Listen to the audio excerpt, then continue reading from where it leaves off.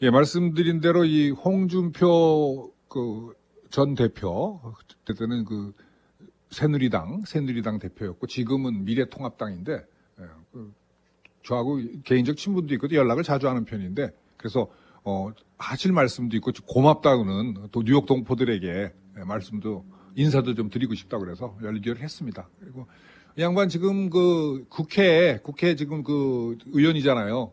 억지로 이제 국회 억지로라는 표현이 이상합니다만 아무튼 국회의원에 아주 가까스로 당선이 돼서 권토중례를 하셨는데 아직 못 들어갔죠. 당에는 못 들어가고 있는데 또 김종인 대표하고 의원장이죠. 김종인 위원장하고 이제 각을 세운다. 그러니까 당신은 각을 세우지 않고 있다고 얘기하고. 근데 말씀 나눈 것 중에 이제 국회 상임위원장, 특히 법사위원장에 대한 얘기를 좀 많이 하셨고, 그 다음에 이 우익에 왜 우리 보수가 왜 망했는지 그 진단을 잘하고 있고 어떻게 해야 된다. 이런 얘기를 하고 있어요. 그리고, 가장 이 나라의 문제가 지금 보역 갈등, 보수와 진보의 갈등이고, 뭐 서로 해방 이후 정국만큼 그거 하다 그래요. 그 얘기를 하고 있어요. 그래서 해법은 뭐가 있는지, 뭐 당연히 해법도 물어봤죠. 근데 제갈공명이 와도 뭐 다 풀 건 아니겠지만 그래도 열심히 하시겠다고 그럽니다. 한번 들어보죠. 그리고 꼭 앞으로 왜 꼭 야당 쪽에 홍준표 의원만 하냐 이러는 사람도 있는데 그리고 앞으로 이낙연 여권의 대주자인 이낙연 총리나 전 총리나 또 홍영표 전 원내대표 연결을 하겠습니다. 연결해서 한번 들어보죠. 이렇게 차분히 좀 주말에 했어요. 지난 주말에. 그래서 차분히 얘기를 하다 보니까 그냥 미사여구뿐만 아니라 우리가 생각해볼 알맹이 있는 얘기가 좀 나와요. 뉴욕 동포 여러분들이 코로나 사태에 또 이제 흑백 갈등의 중심에 있어가지고 참 걱정스럽습니다. 미국이라는 사회가 다민족 사회이기 때문에 언제나 갈등이 끊이지 않은 그런 사회죠. 네. 이번에도 보니까 늘 있어왔던 흑백 갈등이 폭발한 그런 구조라고 봅니다. 슬기롭게 대처하셔서 모두 안전한 그런 대한민국 교민들이 되시기를 바랍니다. 네, 그래요. 정말 적극적으로 저희들이 도와주지 못해서 정말 죄송스럽습니다. 아유, 별 말씀입니다. 마음이라도 그렇게 써주시니까 고맙고요. 들이 퍼져나가고 있어요. 옛날하고는 달라요. 아무튼 우리 대표님 최고의 뉴스메이커시고 바쁘실 텐데 그래도 시간을 내주셨는데 네, 어떻습니까? 네. 오늘 국회가 개원을 했죠? 어제 그러니까 서울 시간으로는? 예. 어제 이제 개원을 했는데 표결은 하지 않았습니다. 그게 이제 말씀하세요. 네. 저는 개인적인 생각으로는 의장은 뽑아주는 게 맞겠다 그런 생각은 했습니다. 네. 했는데 이제 우리 야당들이 전부 퇴장을 하기 때문에 저 혼자 남아서 표결하면 그 모양이 이상해지니까 그렇게 이제 나왔는데 의장이 이제 한 사람이 뽑히지 않으면 국회가 없어져 버리는 겁니다. 공백 상태로. 의장은 뽑는 게 맞겠다. 그런 생각이 또 들었어요. 네. 그렇지만은, 의장을 뽑은 것을 계기로 박병석 국회의장이 중심이 돼서 여야 협상을 중재를 하는 것이 맞겠다. 난 그런 생각입니다. 네. 그런데 만약 국회의장을 뽑아놓고 의장이 나서서 개원 협상을 중재하지 않으면 야당한테는 좋은 계기가 될 수도 있습니다. 네. 한국 정치 풍토를 보면 독주하는 것은 한국은 절대 허용하지 않습니다. 그렇습니다. 그래서 박병석 의장이 문희상 의장하고는 좀 결이 다른 분이에요. 그렇죠. 결이 다르기 때문에 저는 충분히 박병석 의장의 지도력을 믿습니다. 네. 발의해서 여야가 원만한 협상을 해서 국회가 정상화되고 또 개원이 될 것으로 저는 봅니다. 네. 전망은 어떻게 보세요? 그러니까 지금 여당에서는 상위위원장을 다 갖겠다. 근데 그건 굉장히 엄포성이 같고 어떻게 절충이 되실 것 같다고 보세요? 아니, 그게 이제 결국은 법사위 문제인데, 네. 법사위가 이제 법안의 게이트키프 역할을 하거든요. 그렇죠. 게이트키프 역할을 하기 때문에 법사위원장의 역할이 굉장히 중요합니다. 18대 때 제가 원내대표 할 때, 그때도 우리가 과반수가 넘었어요. 네. 과반수가 넘었는데도, 법사위원장을 우리가 양보한 적이 있습니다. 아, 그런 전례가 있군요. 예. 재원의 협상 때, 그 당시에 민주당이 83석인가 밖에 되지 않았죠. 네. 그런데도 그 법사위원장을 재원의 협상 때 제가 양보를 한 일이 있습니다. 네. 그래서 이번에도 그런 18대 정신을 되돌아보면 그 양보를 하는 게 민주당이 양보를 하는 게 옳지 않느냐. 네. 법사위원장을 야당에 주는 이유는 법안의 최소한 게이트키프 역할을 하라는 그런 뜻이거든요. 네. 일리가 있네요. 그런데 그거조차도 여당이 다 가져가 버리겠다고 하는 것은 이것은 국회를 네. 독점하고 전행하겠다는 그 뜻이죠. 네. 그렇게 되면 대한민국 국민들이 그걸 용납하지 않을걸요. 네. 그래요. 우리 예. 의원님처럼, 예. 대표님하고 같이 한번 박병석 신임 의장, 정치력 한번 기대해 보겠습니다. 요즘 가장 우리 대표님이 신경 쓰시는 건 뭐가 있으실까요? 저는 여태 이제 25년 정치를 하면서 좌파우파 보수 진보의 방점을 두고 정치를 했다기보다는 국익에 방점을 두고 정치를 해왔습니다. 네. 무엇이 나라의 이익인가, 무엇이 국가의 이익인가, 무엇이 또 국민 전체에 대한 이익이 될 수 있는가, 그걸 기준으로 정치를 해왔는데 최근에 와서 그 풍조가 지금 트럼프 대통령을 위시해서 푸틴이나 네.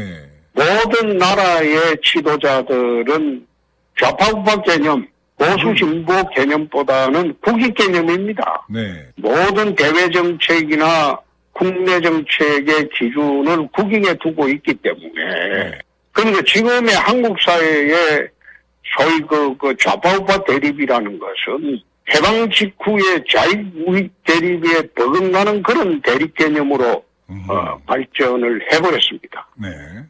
이 수수밭길이 참 보이지 않을 정도로 어렵게 돼버렸어요. 네. 그래서 이때 가장 중요한 것이 오혁 개념을 넘어서는 국익 개념으로 대한민국 전체를 통합하고 끌고 가는 것이 옳지 않을까. 네. 그러나 기본 베이스는 제가 추구하는 것은 자유, 공정, 서민이죠. 네. 키워드가 자유, 공정, 서민의 키워드를 가지고 네. 국익을 중심으로 나라가 운영되는 것이 옳겠다. 네. 철진한 친북 문제를 다시 끄집어내는 것은 이것은 나라를 위해서 옳지 않다. 네. 해방 이후에 우리나라가 1948년도 건국이 되고 난 이후에 70여 년 동안 한국, 미국, 일본의 자유주의 동맹과 북중러 네. 사회주의 동맹, 북한, 중국, 러시아, 이 북중러 사회주의 그 동맹이 세력 균형을 이루었기 때문에 대한민국의 70년의 번영을 이룰 수 있었다는 겁니다. 전쟁도 없었고. 네. 그런데 지금 그 문정권이 하고 있는 것은 한미일 자유주의 동맹을 허물고 북중러 사회주의 동맹으로 편입하려고 시도하고 있기 때문에 한미 갈등이 계속 정폭되어 왔고 또 한일 갈등도 정폭되어 왔다. 나는 그렇게 봅니다. 네. 그래서 국내적으로는 좌파 정책이 이거는 종식이 되어야 할 것이고 네. 그리고 국제적으로도 한미일 자유주의 동맹을 강화하는 길만이 한국이 계속 발전하고 번영하고 생존하는 길이다. 나는 그것을 확신합니다. 네. 그래서 문 정권하고 제가 생각하는 국내 정책이나 외교 정책이나 그것은 결이 좀 많이 틀리죠. 네. 그러니까 야당이시죠. 그러니까 야당이시고 또 비판을 하셔야 되고 그제인가요? 우리 예. 그 역사에 대해서 이렇게 근세사 박정희 대통령의 서거가 왜 일어났는지 이런 거 딱 명쾌하게 정리하셨는데 그게 페이스북에 예, 올리신 예. 글이세요? 그렇습니다. 그거 저는 봤지만 저는 이제 페이스북에 간략하게 한번 소개해 주시죠. 그래서 전 아주 상당히 냉철하게 보시고 계시고 공정하게 보신다 그렇게 봤는데 보수 우파가 대한민국을 이끌어왔죠. 그렇죠. 대한민국 70년을. 네. 근데 진보 좌파라는 분들이 정권을 잡은 것은 김대중 노무현 10년 그리고 문정권 3년입니다. 네.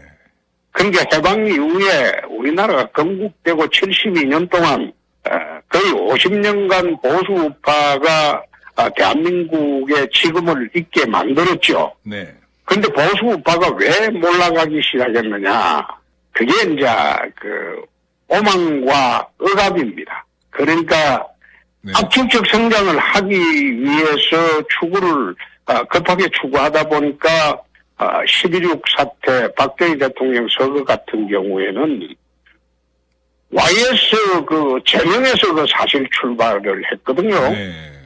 79년도 YS가 외신 발언을 한 것을 이유로 YS를 제명하면서 부마 항쟁이 일어났고 또 부마 항쟁 진압 수석 과정에서 그 당시에 박정희 대통령 정권 내에 강원파들이 대립을 하는 과정에서 박정희 대통령 시해 사건이 터졌어요. 네. 그 다음에 5.18 사건의 원인은 김대중 선생의 체포입니다. 네.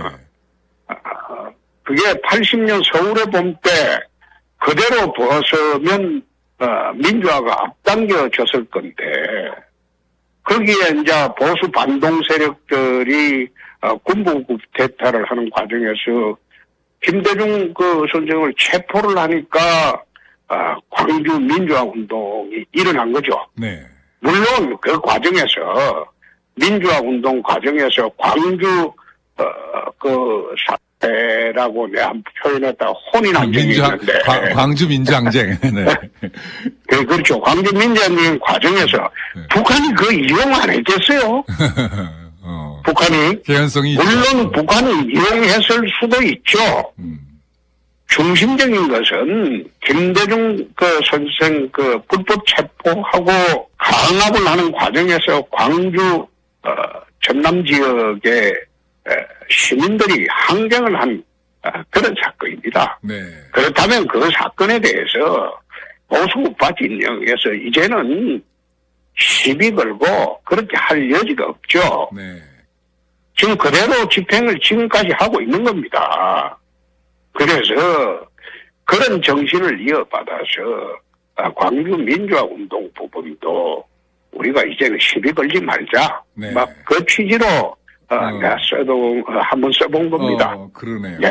그래서 지금 말이에요. 현실적으로 좀 구체적인 예. 질문에서 복당하시는 문제는 지금 어떻게 돼가고 있습니까? 그것은 지금 당이 지금 사실 혼돈 상태죠. 그렇죠. 당이 혼돈 상태죠. 그래서 당의 혼돈이 어느 정도 정리되는 시점에 가야지, 그건 조급하게 서둘 필요도 없어요. 네. 제가 어떻게 민주당 가겠습니까? 당이 지금. 안 받아줘요? 당이 나오고 싶어 나왔습니까? 폐악을 부리는 바람에 내가 무소속으로 25년 동안 한 번도 해보지 않았던 무소속으로 그것도 선거 29일 전에 뛰쳐나온 거 아닙니까? 아유, 칩니다. 그래도 잘하셨어요.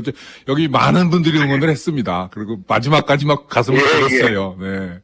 그랬는데, 뉴욕서도 전화 오고, LA서도 전화 오고, 그랬죠. 우리 수성 언로, 교민들이 전화 많이 했답니다. 예, 그럼요. 예. 네. 미래통합당이라는 명칭도 별로 기회 안 닿으실 거예요, 우리 대표님한테는. 근데 미래통합당 지금 각을 세우고 계신데, 김종인 씨하고, 그 가는 방향이 도대체 그게 뭡니까? 저는, 김종인 씨하고 각 세울 이유가 없죠. 각은 아니고, 그분이 당권 경쟁자도 아니고, 네. 대권 경쟁자도 아닙니다. 당권 경쟁도 아니고 대권 경쟁도 아니고 각을 세울 이유가 없는데. 네, 표현이 조금 그랬습니다. 네, 그런데. 저는 들어오기 전에는 적합하지 않은 인물이다. 네. 그런 식으로 이제 접근을 했는데 당선자들이 전부 이제 들어와서 수습을 해주는 게 좋겠다고 그렇게 결정을 했기 때문에 네. 거기에 이제 이해를 달면 안 되죠. 안 되고, 내 김종인 씨가 당 개혁하는 것을 밖에서 한번 지켜보겠습니다. 네. 그런 그게 입장이죠. 올바른 방향인지, 네. 그렇지 않으면, 잘못된 방향으로 가는지, 그 밖에서 한번 지켜보겠습니다. 네. 그리고 무소속으로 당선되신 권성동 의원이나 또 인천의 네. 윤 의원이나 이런 양반들 지금 그분들도 같은 입장인가요? 복당 문제에 대해서는? 그거 아마 서둘지 않을 거예요. 네. 요즘 그렇게 같이 만나거나 그러진 않으세요? 아니, 국회 가면 다 만나죠. 하는데 그게 서로. 아니, 네. 그게 공동된 면을 펴고 할 게 없는 것이 환지본체라는 말이 있습니다. 아, 예, 예. 원래 있는 자리에 돌아간다는 그 뜻입니다. 네. 원래 그 정치판이라는 거는 무소속이 복당을 하지 않은 전례가 없고 없죠. 그렇죠. 또 하지 못한 전례도 없습니다. 네. 야당이 지금 거기도 우리가 문제를 어떻게 풀어야 할지 집중을 해야 할 때인데 네. 오히려 그 문제는 잘 풀리겠지 하는 낙관론만으로 방치를 하고 네. 지금 엉뚱한데 집중을 하고 있는 것이 아닌가 그런 생각도 듭니다. 네.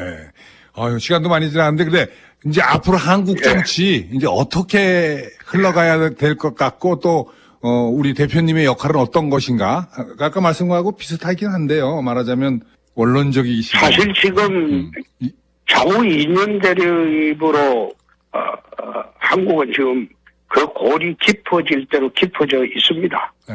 그걸 좀 치유하는데 좀 주세요. 네. 예. 그래서 연말까지 내가 대한민국 국민들 전체를 상대로 정치 버스킹을 한번 해볼 생각입니다. 네. 연말까지 전국을 순회하면서 정치 버스킹 행사를 갖고 네. 그리고 인덱스 보고서를 한번 만들어 볼 생각입니다. 네. 국민들의 정말 현장에서 느끼는 국민들의 바람이 뭔지 그것을 인덱스 보고서 형식으로 정리를 하고 내년부터 정치 방향을 결정을 할 생각입니다. 네.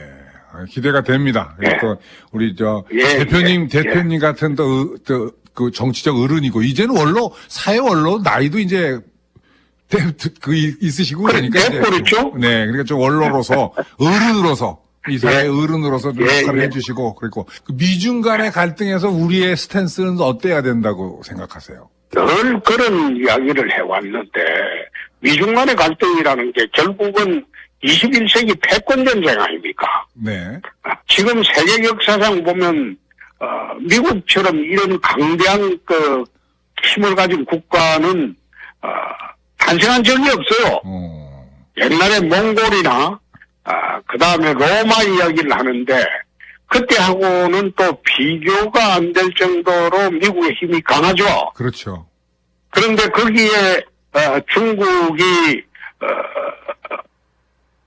달려들었으니까 트럼프가 이제 중국을 응징하는 과정에 지금 있죠. 네. 있는데 이 미중 갈등 속에서 우리가 취할 거는 저는 늘 그런 이야기를 합니다.